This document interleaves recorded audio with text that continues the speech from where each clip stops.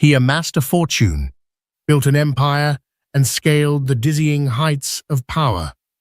But 20 years ago, Arthur Sterling made a ruthless choice, abandoning his devoted wife for the cold embrace of ambition.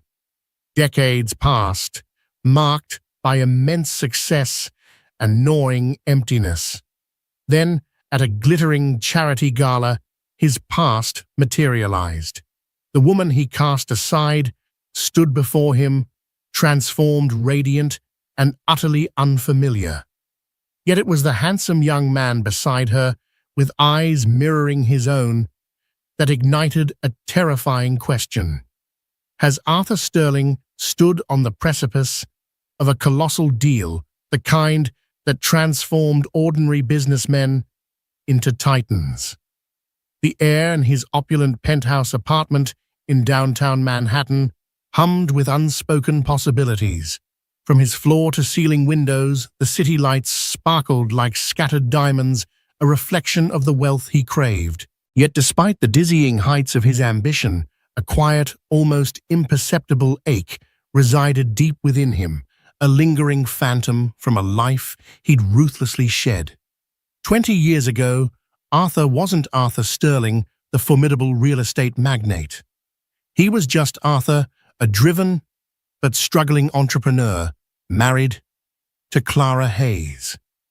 Their modest home, in a quiet Brooklyn neighborhood, was a world away from the gilded cage he now inhabited. Clara was his anchor, his confidant, the steady flame that warmed their humble abode. She believed in him when no one else did, pouring her meager savings into his fledgling ventures, working extra shifts as a kindergarten teacher to keep them afloat. Her laughter, a melody he hadn't heard in years, used to fill their small kitchen.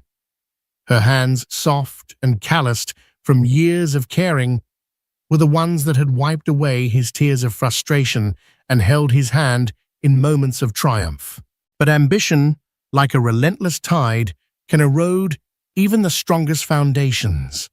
As Arthur's ventures slowly began to gain traction, a new world opened up to him, a world of high-stakes negotiations, glamorous parties, and influential connections. In that world, Clara, with her simple dresses and practical shoes, began to feel like an anchor in a different, more burdensome sense. He started to see her not as his supportive partner, but as a relic of a past he desperately wanted to escape, a reminder of the poverty he swore to transcend. The turning point came with the acquisition of the old industrial complex in Long Island City. It was a monstrous, dilapidated property, but Arthur saw its potential, a vision of luxury, condominiums, and commercial spaces. The deal required an immense amount of capital and, more crucially, an undeniable commitment that would consume his life for years. Clara, ever practical, had voiced her concerns. "Arthur, are you sure about this? It's a huge risk. What about us? What about starting a family like we always planned?" Her words, once a comfort, now sounded like chains. "Family? Clara, do you know what this deal means? This isn't just about us anymore. This is about legacy. This is about real wealth." His voice had been sharp, laced with a resentment that surprised even him. The argument escalated, as many had in those preceding months. He began spending more nights away, claiming long hours at the office, strategic meetings, networking events. Clara, with her gentle spirit, tried to understand, tried to bridge the growing chasm between them. She'd leave warm meals on the stove, send him encouraging texts, even visit his small, chaotic office with homemade cookies, hoping to recapture the easy intimacy they once shared. But each gesture of love felt to Arthur like a subtle form of suffocation. The day he left, the air was heavy with an unspoken finality. It wasn't a dramatic confrontation. There were no raised voices, no tears from him. He simply packed a small bag, mostly containing documents and a few changes of clothes, ostensibly for an extended business trip. Clara stood in the doorway of their bedroom, her eyes wide, a silent plea in their depths. "I need space, Clara," he'd said, his voice flat, devoid of emotion. "This isn't working. I can't build an empire if I'm constantly tethered." He'd expected an outburst, a desperate clinging. Instead, Clara had merely nodded her shoulders, slumping. "I understand, Arthur," she whispered, her voice barely audible. "I hope you find what you're looking for." That quiet acceptance, devoid of anger or accusation, had unnerved him more than any fight. He remembered the faint scent of lavender from her sweater as he walked past her, the way the morning light caught the few silver strands in her dark hair. He had not looked back. He got into a waiting taxi, leaving behind not just a wife, but a part of himself he would spend the next 2 decades trying to bury under layers of success. He never called, he never wrote. His lawyers handled the divorce papers, a sterile exchange of legal documents that severed their connection like a surgical blade. Clara had asked for nothing, not a dime of the meager assets they possessed. She only requested that her maiden name Hayes be fully restored to her. Arthur had signed the papers without a second thought, already consumed by the blueprints of his burgeoning empire. Clara Hayes vanished from his life as completely as a dream upon waking. In the ensuing years, Arthur Sterling built Sterling Global Holdings into a monolithic force. Skyscrapers bore his name. His face graced the covers of business magazines. He lived in a world of private jets, exclusive clubs, and a revolving door of stunningly beautiful, equally ambitious women who understood the rules of his game. No messy emotions, no commitment, just fleeting companionship. He acquired properties, companies, and even a minor league baseball team. He became a name synonymous with power, a testament to his ruthless drive. Yet despite the endless pursuit of more, a void persisted. It was a subtle, insidious emptiness, masked by champagne toasts and the roar of the stock market.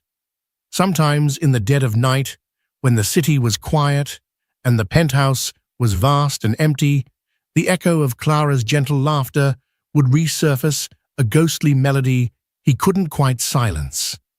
He would dismiss it, attributing it to stress, to the relentless pressure of maintaining his empire. He told himself he had made the right choice, that Clara had been a distraction, a weakness. Success, he reasoned, demanded sacrifice. He had sacrificed Clara, and now he was a king. But the king often dined alone, surrounded by the spoils of a victory that felt increasingly hollow. His circle was filled with sycophants and competitors, people who admired his wealth but never truly saw him. He had no true friends, no family bonds beyond strained obligatory holiday calls with distant relatives. The women he dated were ornamental, their conversations superficial, their affections conditional on his status. He had built a fortress of wealth, but in doing so, he had walled himself off from genuine connection. Clara, meanwhile, had faced a different reality. The abandonment had shattered her, leaving her adrift in the quiet Brooklyn home that suddenly felt immense and hollow. The initial shock gave way to a profound grief, not just for the loss of a husband, but for the shattering of a shared dream. Yet Clara Hayes was not one to wallow. She possessed an inner strength Arthur had never truly appreciated, a resilience born of quiet determination. The kindergarten job became her lifeline, the children's innocent laughter a balm to her wounded spirit. She picked up extra tutoring gigs, saving every penny. She downsized, moving into a smaller, cozier apartment that still held memories, but fewer less painful ones. She enrolled in night classes, pursuing a long-held passion for graphic design, a field far removed from the gentle world of teaching. She poured her energy into her studies, finding solace in the precise lines and vibrant colors of her digital creations. Her talent, once dormant, bloomed under the nurturing soil of her newfound independence. She built a small online freelance business, initially taking on minor design projects for local businesses.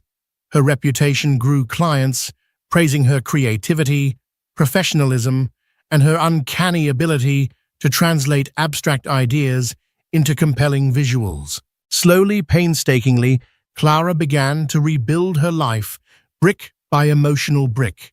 She learned to stand on her own, to thrive, not despite Arthur's abandonment, but because of the freedom it paradoxically afforded her.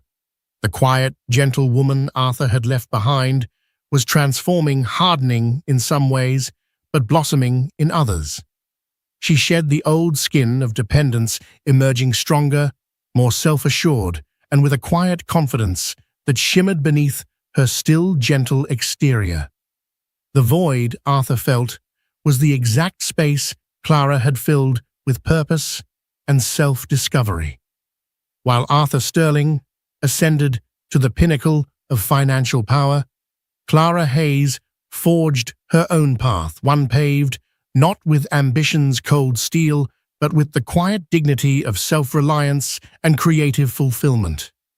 Arthur's life was a whirlwind of international travel board meetings and high-profile negotiations. His days were a blur of power lunches, private jet flights, and the constant hum of a multi-billion-dollar empire demanding his attention. He amassed art collections, invested in vineyards, and acquired luxury vehicles that sat mostly unused in his climate-controlled garage. He became a symbol of unbridled success, his name a byword for audacious deals and relentless acquisition. Yet the hollowness he sometimes felt was a persistent companion. He dated, of course, a succession of elegant, accomplished women. There was Isabella Rossi, a celebrated architect whose sharp mind matched his own, but whose ambition rivaled his, leaving little room for genuine connection. Then came Victoria Chen, a charismatic tech CEO, witty and beautiful, but ultimately as guarded and self-sufficient as Arthur himself. They were relationships of convenience, alliances of power, devoid of the messy, unpredictable emotions that Clara had once effortlessly evoked. He never felt truly seen, truly understood by any of them. He was simply Arthur Sterling, the magnate, a role he played with consummate skill even when the audience was a single, admiring woman across a Michelin-starred dinner table. He convinced himself that this was the price of greatness, the necessary solitude of the king.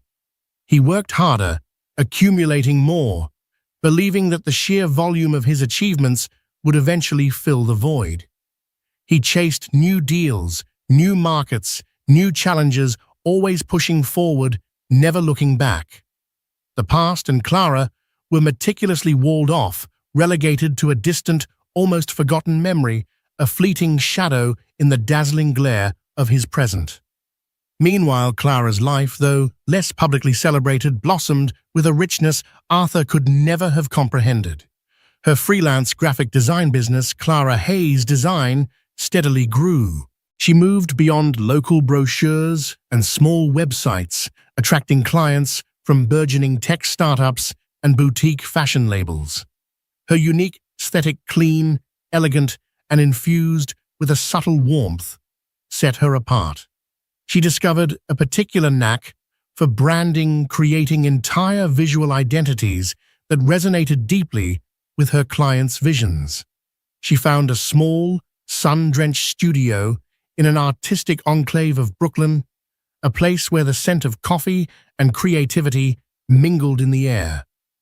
Her days were spent immersed in her work, transforming concepts into captivating designs.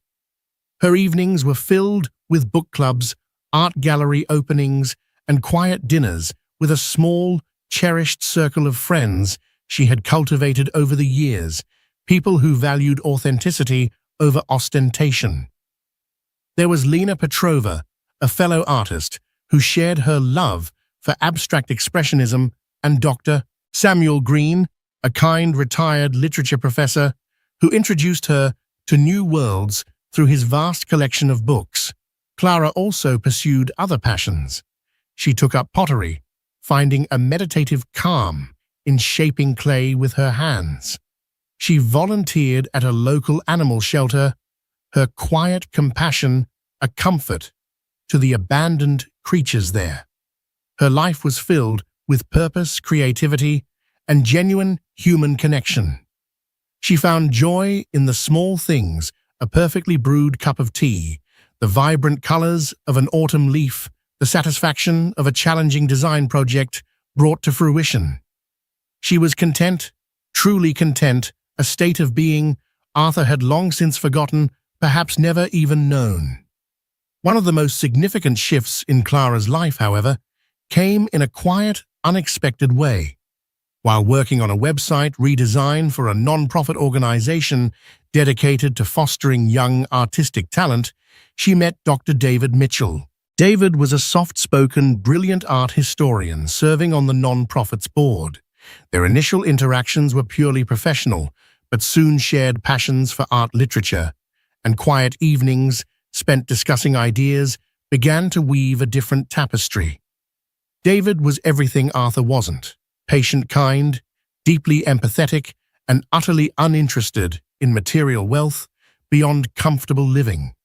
He saw Clara, truly saw her, beyond her past, beyond her talents. He saw the resilience in her eyes, the warmth in her smile, the depth of her spirit. Their relationship unfolded slowly, deliberately, a stark contrast to the whirlwind romances Arthur engaged in. David was a steady presence, a gentle hand, a listening ear. He brought a calm stability to Clara's life, a sense of partnership she hadn't realized she was still yearning for. After 5 years of quiet companionship, they married in a small, intimate ceremony at a botanical garden surrounded by their closest friends. Clara Hayes became Clara Hayes Mitchell, and with that hyphenation, a new chapter firmly rooted in love and stability began. Arthur, oblivious to these developments, continued his relentless march. He was in the news constantly, acquiring a controlling stake in a major tech firm, launching a luxury hotel chain in Dubai, even dabbling in space tourism ventures. His net worth swelled into the tens of billions.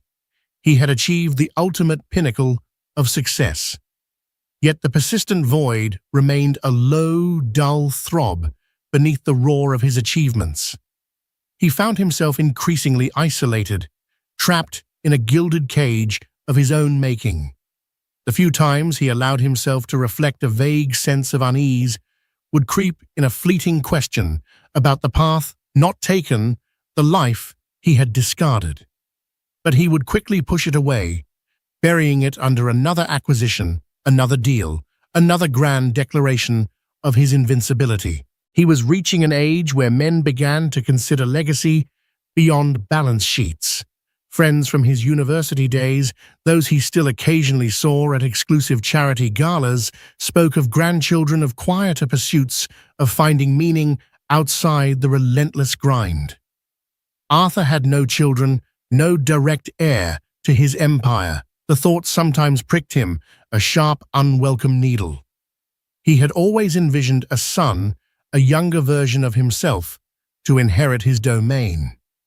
But the demands of his career had always superseded such domestic aspirations.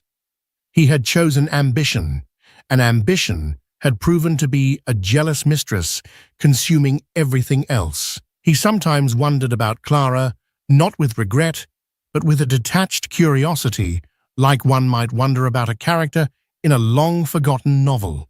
Was she happy? Had she married? He imagined she had settled into a quiet provincial life, perhaps still teaching kindergarten, living a simple existence, unaware of the dazzling heights he had scaled. The thought, he told himself, confirmed his choice. He had soared, while she, he presumed, had merely endured. He couldn't have been more wrong. The universe, however, has a peculiar way of orchestrating encounters, of weaving forgotten threads back into the tapestry of life. Arthur, for all his power, was merely a pawn in this grand design.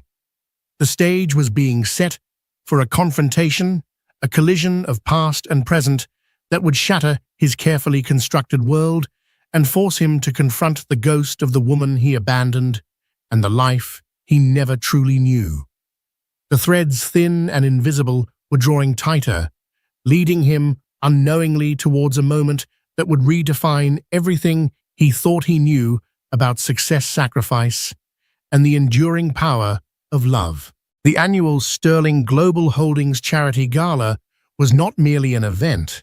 It was Arthur Sterling's personal kingdom, a dazzling microcosm of his dominion over the financial world. Tonight, the grand ballroom of the Plaza Hotel shimmered with 1,000 facets of New York's elite. Crystal chandeliers, heavy with centuries of history, cast a warm golden glow over a sea of bespoke suits and haute couture gowns. The air, thick with the expensive perfumes of ambition and success, hummed with the murmur of influential conversations, punctuated by the clinking of champagne flutes and the subdued strains of a string quartet. This was Arthur's stage, and he, impeccably dressed in a custom-tailored midnight blue tuxedo, was the undisputed monarch. He moved through the throng with the practiced ease of a seasoned diplomat, a charming, almost effortless smile playing on his lips. His eyes, though, remained sharp, assessing every handshake, every murmured compliment, every fleeting glance for opportunity or threat. He spoke to a formidable real estate rival about a potential joint venture in Southeast Asia, then smoothly transitioned to discussing art acquisitions with a prominent gallery owner, all while subtly guiding the flow of conversation, subtly asserting his influence. He felt entirely in his element, a master of this glittering universe, utterly self-assured in the vastness of his achievements. He was halfway through a polite, if tedious, exchange with Senator Beatrice Monroe, a powerful figure in Washington, known for her dry wit and even drier tax policies. They were discussing the intricacies of upcoming corporate tax reforms, a conversation that usually commanded his full, unwavering attention. Yet, as the senator droned on about legislative amendments, Arthur's gaze, typically so disciplined in its focus, drifted absently across the packed room, sweeping over the faces he knew and those he merely recognized from the society pages. And then his eyes snagged. By the grand marble fireplace, where a group of guests had coalesced, stood a woman. She was speaking animatedly, her head tilted slightly, and her laughter, clear and melodious, cut distinctly through the polished din of the ballroom. The sound itself was like a forgotten chord, struck deep within him, a faint, unsettling echo from a distant past he had carefully compartmentalized. It was a unique timbre, instantly recognizable to a part of his mind he thought long since dormant. He frowned, a tiny crease forming between his brows. He dismissed it instantly. A trick of the acoustics, perhaps. He rarely, almost never thought of her anymore, and certainly not here amidst the glittering faces of his current, meticulously curated life.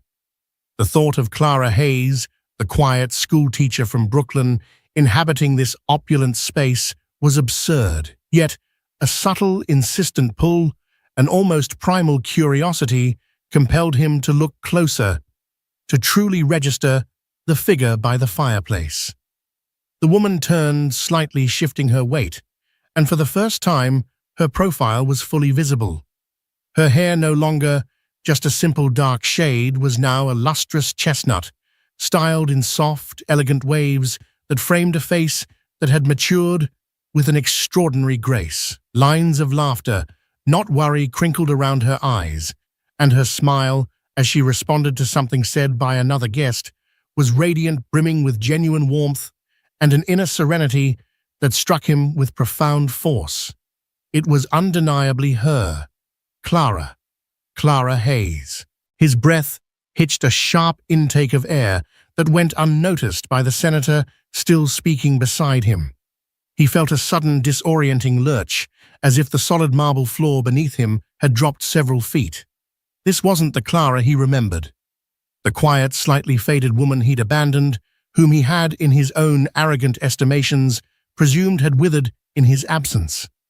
This Clara exuded an aura of calm confidence, a sophisticated elegance that transcended simple beauty, radiating from within rather than being applied. She wore a deep emerald green gown, a shade that brought out the warmth in her complexion, and it shimmered subtly under the chandeliers, accentuating her graceful figure without being ostentatious. Around her neck, a delicate silver necklace caught the light, a simple piece that seemed to highlight her natural elegance rather than define it. A tight, cold knot formed in his stomach. How was she here in this exclusive circle at his charity gala? Who had invited her? His mind raced, struggling desperately to reconcile the faded, almost spectral Clara of his memory with the vibrant, self-possessed woman before him. The dissonance was jarring, threatening to unravel the carefully constructed narrative of his past. He was about to excuse himself abruptly from Senator Monroe, his composure rapidly fraying, when another figure stepped into his view, drawing his attention with an almost visceral, sickening jolt. Standing beside Clara, his hand casually, intimately resting on the small of her back as she laughed, was a young man. He was tall, broad-shouldered, with a confident yet approachable bearing that spoke of quiet strength and inner poise. And then Arthur saw his face. A shock of dark hair, styled perhaps a little more loosely, but undeniably the same rich, deep shade as his own. A strong, defined jawline, uncannily similar in its angularity to his own. But it was the eyes that truly froze him, deep-set, intelligent eyes, a distinctive shade of hazel that had always been Arthur's most commented-upon feature, inherited directly from his paternal line. The young man's gaze met Clara's, and a tender, intimate smile, full of mutual affection, passed between them, a silent communication of deep connection. The world seemed to tilt violently on its axis, and the polished drone of the gala faded into a distant, muffled hum.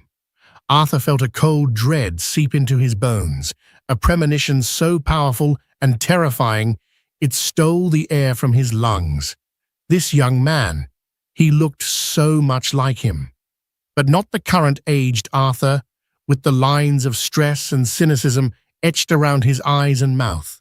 He looked like the Arthur of 25 years ago, before ambition had consumed him, before the relentless pursuit of wealth had hardened his features. He looked like the son Arthur had once vaguely dreamed of, a phantom limb ache in his heart that he hadn't realized still existed.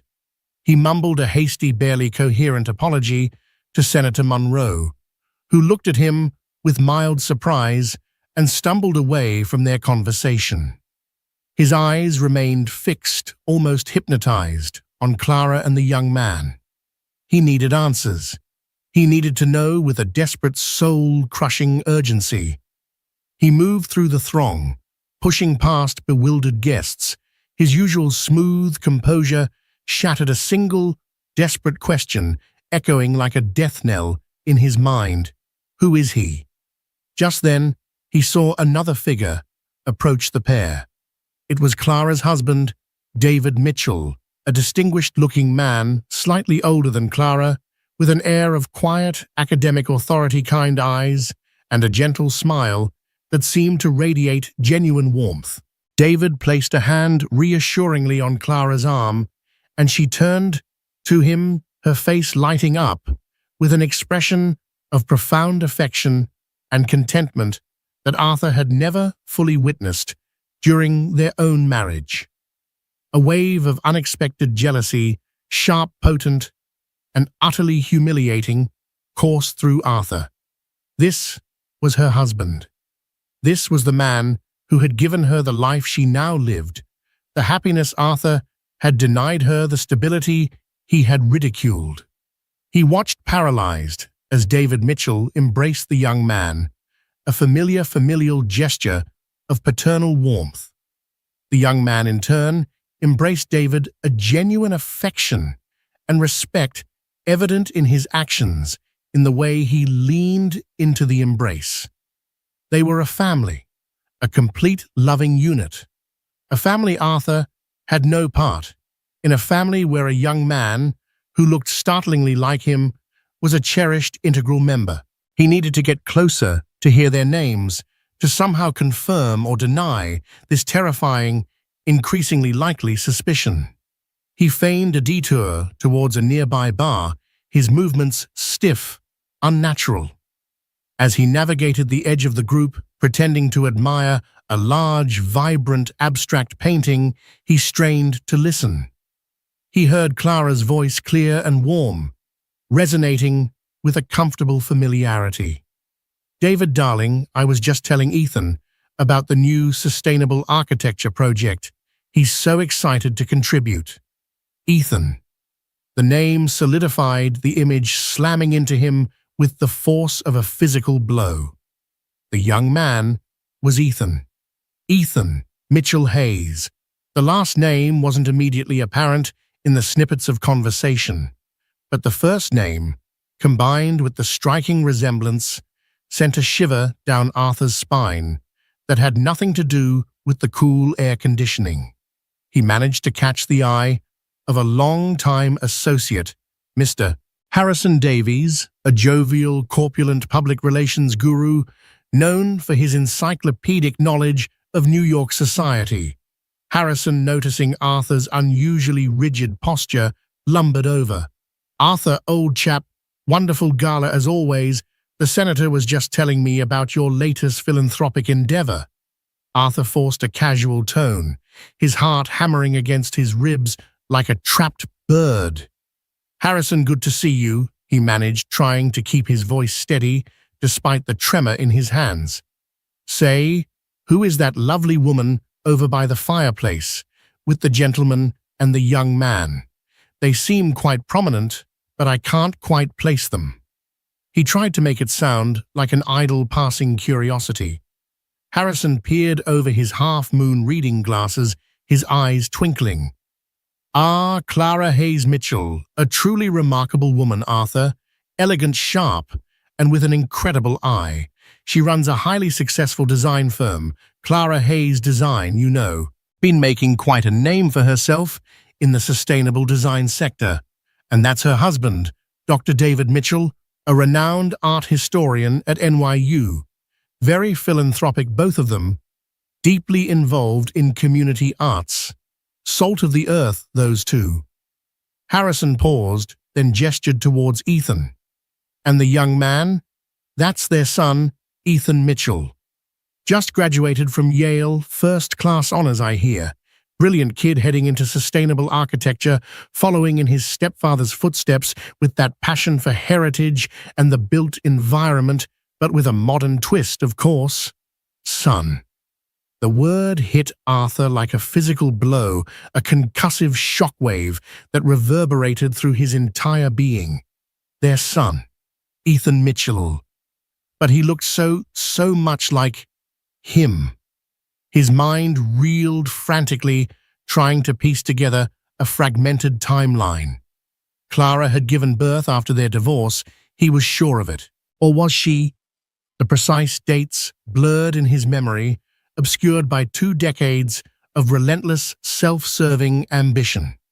He remembered Clara wanting children, their shared dream. A dream he had repeatedly deferred, always focusing on his career, always prioritizing the next deal. He had been so utterly consumed by his own ascent that he hadn't even considered the possibility that her life might continue, might even flourish, without him. A cold, horrifying realization began to dawn, a truth so devastating it threatened to shatter his carefully constructed identity. What if Ethan wasn't David Mitchell's son by blood? What if Ethan was his son?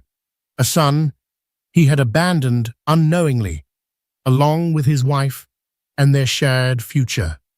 The thought was unbearable, a searing, nauseating pain in his chest that overshadowed even his deepest financial losses, a pain more profound than any failed venture. This was a loss he could not mitigate with a shrewd acquisition or a hostile takeover. He muttered another vague excuse to Harrison, his voice a strained whisper, and retreated, seeking the temporary reprieve of the men's room. He splashed cold water on his face, trying to clear the fog of disbelief and terror. He had to know.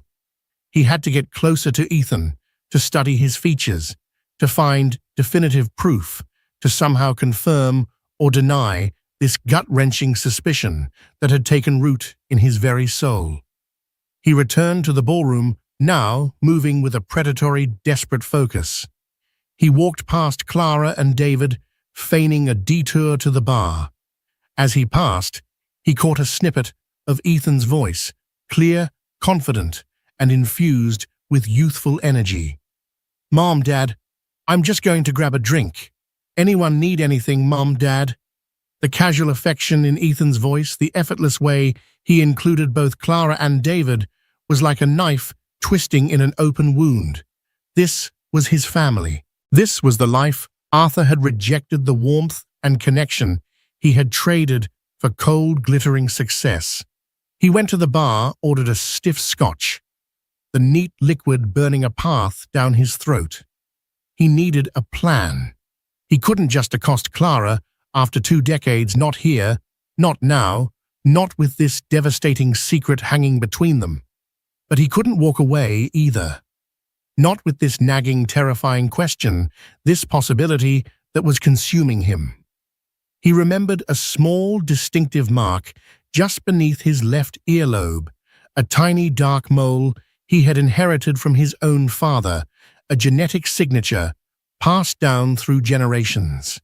It was a minor detail, insignificant in the grand scheme of things, but in his current state of desperate certainty, it seemed like the undeniable key to unlocking this agonizing mystery. He had to see Ethan up close, unobserved, to look for that mark. He spent the rest of the evening lurking, observing his gaze, returning repeatedly to Ethan. He watched him as he moved through the gala, engaging in conversations with a natural charm and intelligence that belied his youth. He saw Clara laughing, her eyes sparkling, truly happy. He saw David Mitchell watching her with an expression of profound adoration, a quiet, solid love that spoke louder than any grand gesture. And he saw Ethan, his gestures, his mannerisms, his confident way of holding himself eerily familiar, echoing Arthur's own movements from a lifetime ago. The thought that this vibrant, intelligent, well-adjusted young man could be his son, a son he had never known, never nurtured, never even acknowledged, was a tormenting, suffocating weight in his chest. As the gala began its slow, graceful winding down, Arthur spotted Ethan making his way towards the coat check, perhaps preparing to leave. This was his chance. It was now or never. He moved quickly, his steps urgent, almost stumbling in his haste, intercepting the young man just as he reached the counter. "Excuse me?" Arthur said, his voice surprisingly steady, almost devoid of the tremor he felt inside. "Ethan, isn't it? I'm Arthur Sterling. I believe I know your mother Clara." He tried to sound casual, interested, the magnate simply making an acquaintance. Ethan turned his hazel eyes so strikingly like Arthur's own, widening slightly in polite surprise. "Mr. Sterling," he said, extending a polite, firm hand. His grip was confident, strong, a mirror of Arthur's own. "Yes, Ethan Mitchell.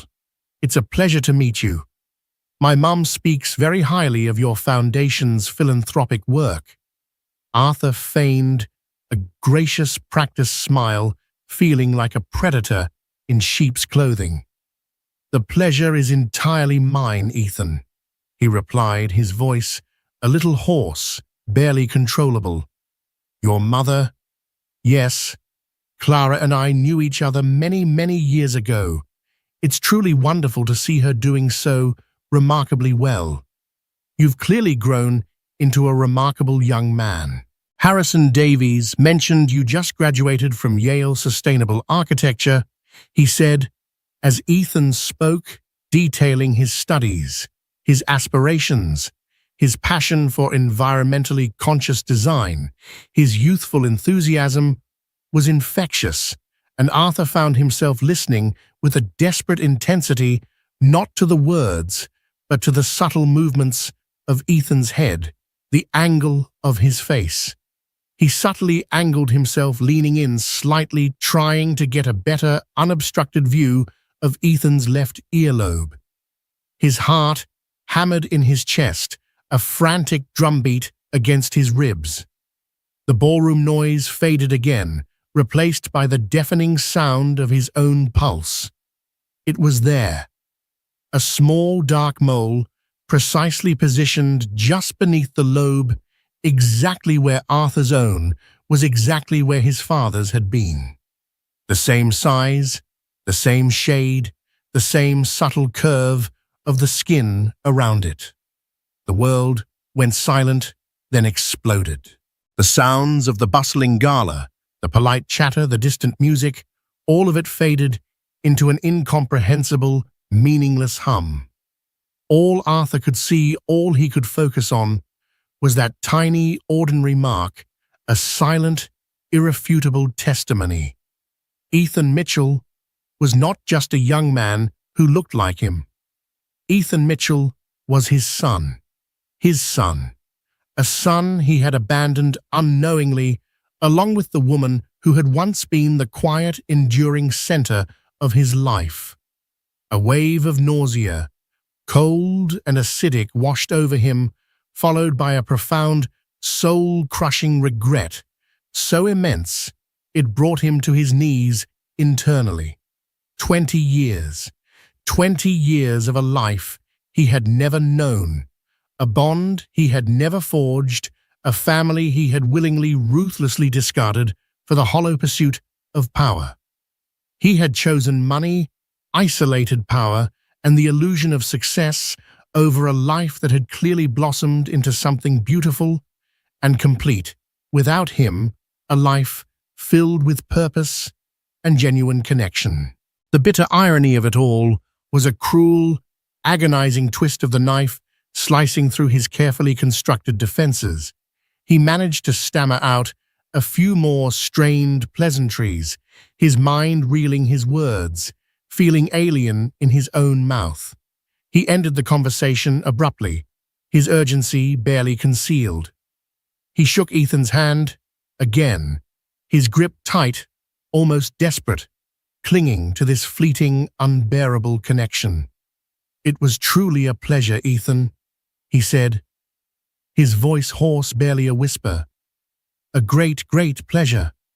He walked away, leaving a slightly bewildered Ethan Mitchell behind, and plunged back into the swirling anonymity of the receding crowd, seeking only escape.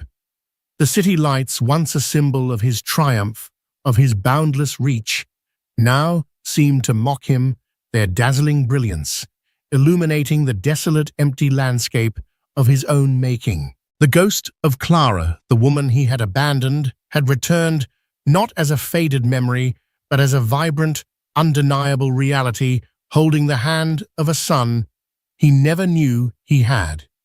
His carefully constructed world, his empire of solitude, had just begun to crumble around him. leaving him adrift in a sea of belated, overwhelming regret. The revelation of Ethan's identity, his son, the one he had unknowingly abandoned, sent Arthur Sterling into a spiraling descent. The meticulous order of his life, built on calculated risks and cold ambition, was shattered.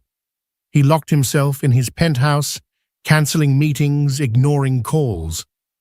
The city outside, once his playground, now felt like a suffocating cage.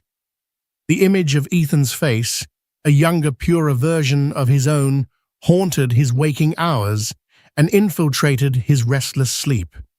He was tormented by questions: how, when, why had Clara never told him? The answers he knew lay with Clara, the woman he had so callously discarded. But confronting her after 2 decades with this monstrous secret felt like an impossible task. Shame, a feeling he rarely experienced, gnawed at him. He, Arthur Sterling, the man who commanded empires, was reduced to a trembling, guilt-ridden shell. He finally called Harrison Davies again, his voice strained. "Harrison, I need a deep dive. Clara Hayes Mitchell, everything. Her background, her business, her family, her son." Discreetly. Harrison, surprised by the urgency in Arthur's tone, promised to deliver. Within days, a comprehensive dossier landed on Arthur's desk. He devoured it, each page a fresh wound. Clara's design firm was indeed highly successful, specializing in sustainable branding for eco-conscious businesses, a far cry from his own predatory real estate ventures. Her marriage to David Mitchell was a testament to stability and mutual respect. And then, there it was, a detailed timeline of Ethan's birth. Ethan, born 6 months after their divorce was finalized. Clara had been pregnant when he left, pregnant with his child. The truth hit him with the force of a physical blow. He had not only abandoned his wife, he had abandoned his unborn son. Clara's quiet acceptance, her whispered, "I hope you find what you're looking for," now echoed with heartbreaking clarity. She had known. She had carried his secret, his child alone, and built a beautiful life without him. The depth of her strength and the unforgivable magnitude of his cruelty overwhelmed him. He needed to see her. He needed to apologize, to explain, though he knew no explanation could ever suffice. He found her studio address in the dossier, a charming, light-filled space in Brooklyn. He drove there, his hands gripping the steering wheel, his heart a drum against his ribs. Clara was at her desk, engrossed in a design project, when he walked in. The chime of the bell above the door made her look up, her eyes still hazel, but now holding a steely glint he hadn't seen before, widened in disbelief. "Arthur," she said, her voice flat, devoid of emotion, a stark contrast to the melodic laughter he'd heard at the gala. "What are you doing here?" He stood awkwardly dwarfed by the vibrant artwork on the walls, feeling like an intruder in a sanctuary. "Clara," he began, his voice hoarse, I saw you at the gala, and Ethan." A flicker of understanding, quickly veiled, crossed her face. "Ethan is my son," she stated, her tone a clear warning. "He's my son too, isn't he?" Arthur blurted out, the words escaping before he could temper them. He has the mole. I know." Clara stared at him for a long moment, her expression unreadable. Then a sigh escaped her lips, heavy with years of unspoken history. "Yes, Arthur," she said quietly. "He's your son." The confession, though expected, still ripped through him. "Why didn't you tell me? Why did you keep him from me?" "Keep him from you." Clara's voice, though still soft, now vibrated with a barely contained anger. "Arthur, you left. You walked out the door without a backward glance. You cut me out of your life completely. You thought I was a burden, a hindrance to your ambition. What was I supposed to do? Chase you down? Beg you to acknowledge a child you clearly didn't want when you couldn't even acknowledge me? Her words were precise, each one a perfectly aimed dart. He flinched. I didn't know you were pregnant. If I had, you wouldn't have cared, Arthur. You were obsessed with your empire. A baby would have been just another distraction. You weren't ready to be a father. You weren't ready to be a husband. You weren't ready to be a man. Her eyes flashed with an old pain quickly extinguished by a hardened resolve. Besides, David is his father. He raised him, loved him, taught him everything. He's been the father Ethan deserves, the one you could never be. The mention of David, always loving, always present, twisted the knife deeper. I want to explain, Arthur pleaded. I want to make amends. I want to know him, my son. Clara scoffed, a bitter sound. After 20 years, after he's grown into a remarkable young man, thanks to David's love and guidance, you think you can just waltz back into his life and claim him? You gave up that right the day you walked out. Please, Clara, he begged, his voice cracking. I've made so many mistakes. I regret it. Every day. My life. It's empty. All this, he gestured vaguely at his vast, unseen empire. It means nothing without family, without him. Clara looked at him, then a long, assessing gaze that seemed to strip away all his carefully constructed defenses. Empty, Arthur. Is that why you've finally come? Not for Ethan, but for yourself, because your grand empire doesn't fill the void you created. Her voice was laced with a chilling disappointment. That sounds like your problem, not ours. No, he insisted, desperation coloring his tone. No, it's not just for me. I see what kind of man Ethan is. He's everything I wish I had been. He's kind, intelligent, passionate, and he's my son. I deserve to know him. He deserves to know his biological father, even if it's a flawed man like me. Clara sighed again, running a hand through her hair. Ethan knows, she said, surprising him. He's always known. We never kept it a secret from him. David and I told him the truth when he was old enough to understand, gently, carefully. We told him about his biological father who left before he was born. We also made sure he knew how much he was loved by the father who chose to raise him. Arthur felt a fresh wave of agony. Ethan knew, and still he had embraced David as his father. The rejection, though unspoken by Ethan, was palpable. I need to talk to him, Arthur said, his voice barely a whisper. Just once. To apologize. To explain. To thank you, Clara, for raising him into the man he is. Clara looked at him, her expression softening almost imperceptibly. I can't promise anything, Arthur. Ethan is an adult. It's his decision. But I will talk to David, and then I will talk to Ethan. Don't expect miracles, and don't expect him to accept you into his life overnight, if at all. He nodded, a profound sense of gratitude, mixed with his lingering despair. Thank you, Clara. That's all I can ask. He left her studio, the weight of the world on his shoulders, but with a sliver of hope, fragile as a spiderweb.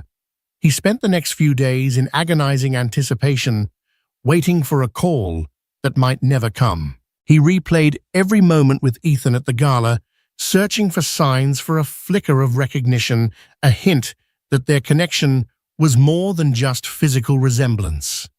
A week later, his phone rang. It was Clara. Ethan will meet you, she said, her voice still neutral. At a neutral location, my choice. This Friday, 6 p.m. at the Greenhaven Cafe on Elm Street. Just you and him. No expectations, Arthur. The Greenhaven Cafe was a quaint, unassuming spot, filled with the aroma of freshly brewed coffee and the quiet hum of conversation. Arthur arrived early, his heart pounding. Ethan was already there, sitting at a corner table, nursing a cup of tea.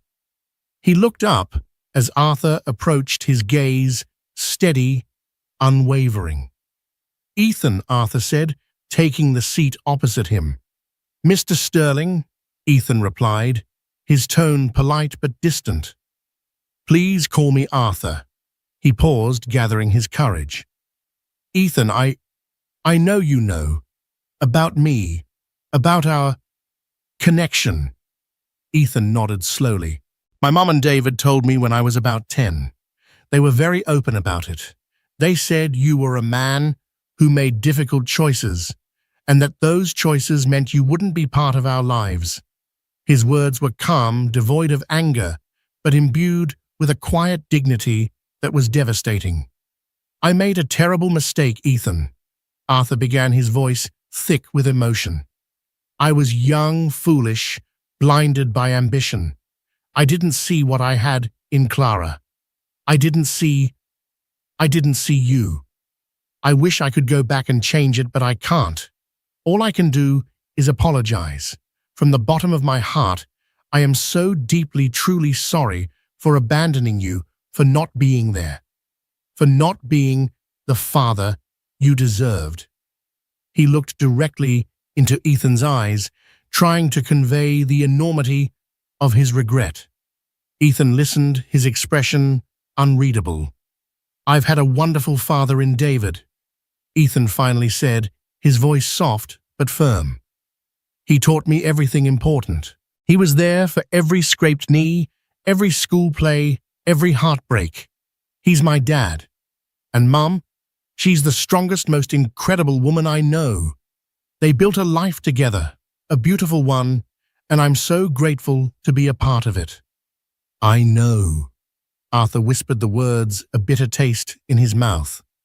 "And I see that, and I thank them for it, for giving you such a wonderful life, for raising you to be you." A long silence stretched between them, punctuated by the clinking of coffee cups. Arthur felt tears prick his eyes, tears he hadn't shed in decades. "I don't expect you to forgive me, Ethan," Arthur continued, "or to accept me into your life. But I wanted you to hear it directly from me. The regret is immense. The loss, it's unbearable. You are a truly exceptional young man, and seeing you, knowing you, has made me realize the true cost of what I chased." Ethan finally looked at him, a faint, almost imperceptible shift in his expression. "I don't hate you, Arthur," he said, his voice quiet. "I understand that people make mistakes, big ones. My life has been good. I'm happy. I have a family who loves me unconditionally." He paused. "And while I appreciate your apology and your honesty, I don't think I have space for another father in my life right now. The one I have is enough." The words, delivered without malice, but with unwavering certainty, were a final, crushing blow. Arthur had hoped for a crack, a tiny opening. But Ethan's boundaries were clear, his loyalty unwavering. "I understand," Arthur said, the defeat heavy in his voice. "Thank you for meeting with me, Ethan. Truly, it means a great deal." He knew this was it. His chance, fleeting as it was, had passed. He had found his son, but he had lost him too, 20 years ago. As he stood to leave, Ethan reached across the table, picked up a small, hand-painted ceramic coaster, a pottery piece, and pushed it gently towards Arthur. "My mom made this," Ethan said. "She's an incredible artist. It's a reminder that beauty can come from unexpected places, even from broken pieces." Arthur took the coaster, his fingers tracing the delicate pattern. It was a simple gesture, yet it spoke volumes. Clara forging beauty from the fragments of her shattered past.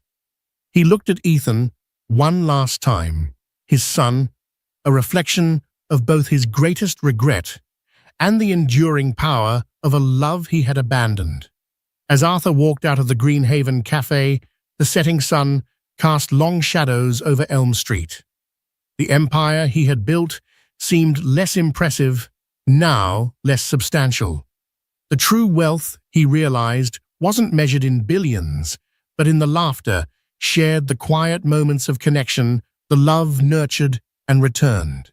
He had spent his life chasing shadows, only to discover too late that the true light had always been just beyond his grasp in the life he had discarded. He had found his son, yes, but the bitter irony was that he had only found him to acknowledge the profound, unbridgeable chasm he himself had created. The millionaire who had abandoned his wife had indeed seen her with a young man who looked like him, and in that agonizing recognition, he had finally seen the full, devastating cost of his choices. He was left with an empire and an unbearable emptiness, a king truly alone on his throne. What a heart-wrenching journey, revealing the profound costs of ambition and the incredible resilience of the human spirit.